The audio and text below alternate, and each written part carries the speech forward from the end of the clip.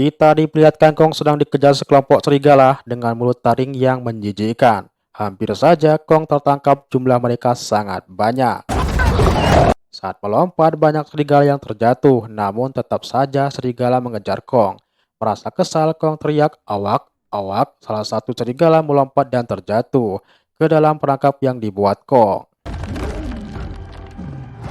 Satu tarikan perangkap, batu jatuh dari atas. Serigala tertimbun bebatuan, masih hidup juga. Salah satu serigala dibuat ayam geprek. Semua serigala kabur takut jadi makanan Kong. Kong merasa galau, hanya dirinya sendiri di pulau ini. Tidak ada makhluk sama seperti dirinya. Saat Kong memakan daging serigala, taringnya merasa sakit. Alhasil Kong gak jadi makan. Makanannya direbus si kodok aneh. Di kejauhan terdengar suara seperti dirinya. Tidak menunggu lama, Kong langsung menuju lokasi tersebut. Ternyata kodok sialan yang meniru suaranya. Semakin tambah galau nih Kong. Ternyata di hutan pun banyak penipu. Kita diperlihatkan muncul tangan Kong keluar dari pusaran air. Mungkin Kong saking galaunya karena giginya sudah terlalu sakit. Kong minta bantuan manusia untuk mengobatinya. Tidak menunggu lama, para ilmuwan dan dokter hewan harus mengganti gigi taring yang sudah rusak menjadi taring yang sangat tajam dan kokoh. Hampir saja dokter hewan masuk ke dalam mulut Kong. Saat mencabut gigi Kong, baunya juga tidak enak. Setelah Kong tersadar dan giginya sudah diganti, Kong merasa kuat kembali. Kong akhirnya kembali ke pusaran air tersebut yang berada di bawah tanah, beserta ilmuwan dan salah satu anak suku pedalaman yang pernah tinggal bersama Kong. Tujuan para ilmuwan menuju ke dunia Kong untuk mencari rahasia yang tersembunyi, mencari saudara anak pedalaman apakah masih hidup atau tidak. Tentara diperlihatkan kaki Godzilla yang sangat besar yang bertanda Godzilla sudah masuk di tengah kota yang sedang mengamuk. Semua pesawat tempur menyerang namun tidak bisa mengalahkan Godzilla yang sedang mengamuk. Akhirnya kesepian Kong terobati, muncul anak Kong di depannya. Saat Kong ingin menjabatkan tangannya, malah digigit, dasar bocah. Bukan hanya monyet kecil aja, ternyata ada monyet yang lain. Kong pun dihajar, menjadi pertempuran yang sangat menegangkan. Saat salah satu monyet jelek akan terjatuh, Kong melambaikan tangannya untuk diselamatkan. Alih mengambil perhatian, monyet akan menikam Kong dari belakang, dasar monyet. Kong memaksa anak monyet tersebut untuk menunjuk arah di mana sekelompok tinggal.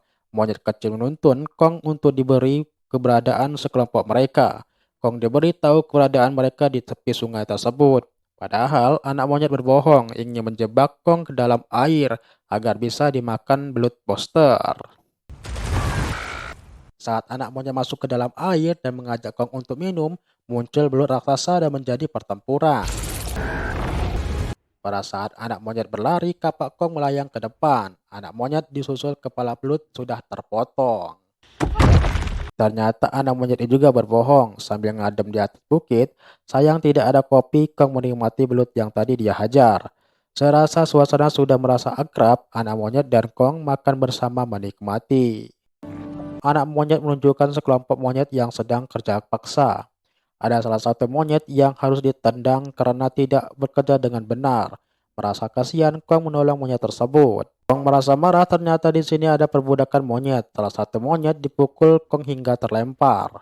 Gawatnya, ternyata ada raja monyet yang memimpin lokasi tersebut, yaitu monyet merah. Di mana monyet di sekitar semuanya tunduk karena dia sangat jahat.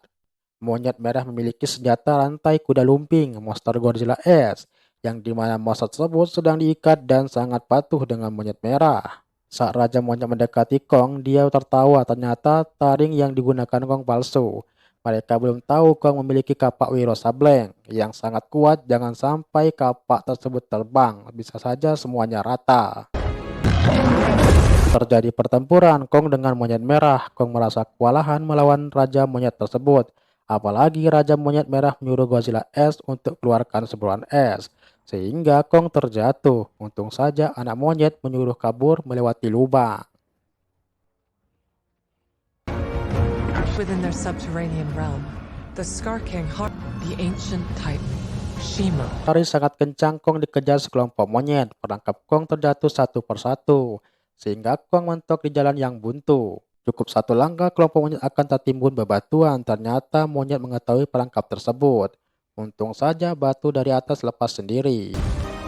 Muncul anak monyet yang menolong Kong. Merasa kesakitan dengan tangan yang terluka, Kong harus dituntun oleh anak monyet. Kong harus meminta bantuan manusia untuk mengobati Kong yang terluka. Tidak bisa bertahan, Kong terjatuh dan pingsan. Sepertinya Kong terluka parah dengan tangannya. Dokter hewan menyarankan tidak ada cara lain untuk mengobati Kong. Harus memberi obat kuat dan tangan yang dilapisi baja seperti robot. Namun yang menjadi masalah apakah Kong akan menyukai hal tersebut. Tangannya akan diubah menjadi robot. Tidak ada cara lain, proses memasang tangan robot mulai dikerjakan. Untung saja Kong sangat menyukai tangan yang baru dibuat tersebut. Takutnya kalau nggak suka bisa dicabik-cabik. Salah satu dari sekelompok monyet merah melaporkan tempat terakhir Kong berada di dalam aliansi manusia, yang dimana tempat tersebut bisa terhubung ke seluruh negara. Raja monyet marah dan mempersiapkan pasukan untuk menyerang. Dengan pedenya, ketua monyet merah menaiki Godzilla S sebagai kendaraannya. Dasar monyet. Anak monyet memberitahu kepada Kong pasukan monyet merah sudah mengetahui keberadaan mereka. Pasukan sedang di dalam perjalanan. Kita diperlihatkan Kong muncul di permukaan tanah, yang dimana Kong akan menaklukkan Godzilla api untuk bekerja sama melawan monyet merah dan Godzilla S.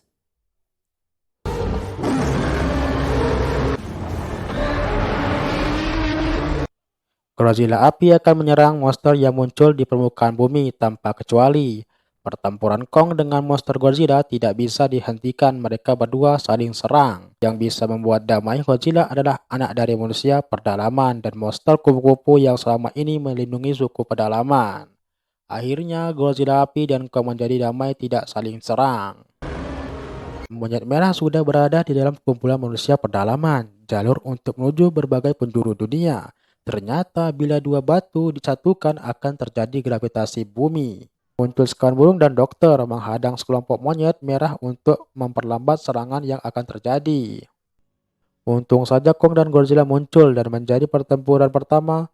Dua monster saling bertempur di udara karena gravitasi bumi sudah menyatu. Saling serang satu sama lain dengan keadaan melayang, keadaan semakin kacau, tidak bisa berdiri dengan keberadaan yang benar.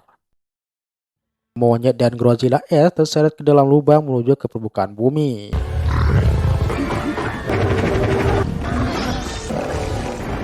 Semua orang berhamburan muncul monyet merah di pinggir pantai. Apalagi Godzilla S sudah muncul, semua akan dibuat beku oleh semburannya.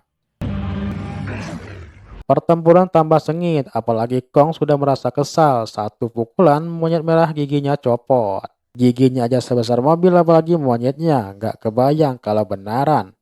Walaupun monyet merah kurus kering, tetap saja tenaganya kuat. Makan apa ini monyet? Semoga tidak makan uang rakyat ya.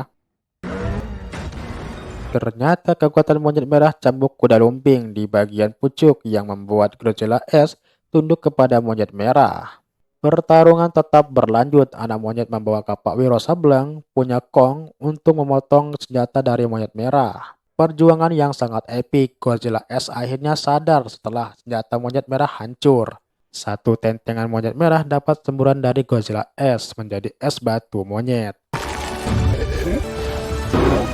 Akhirnya Kong bisa tersenyum. Godzilla api semburkan langit yang membeku menjadi bercahaya kembali. Kita diperlihatkan anak dari suku pedalaman yang menjadi bagian pertempuran dan juga kupu-kupu besar yang menjadi pelindung manusia pedalaman. Godzilla api kembali untuk melanjutkan tidurnya, sedangkan Kong mendapatkan keluarga baru dan menjadi raja sekelompok monyet. Terkadang butuh perjuangan untuk terbebas dari kesepian, bukan berarti tidak membutuhkan bantuan orang lain. Hidup dengan damai pasti akan aman.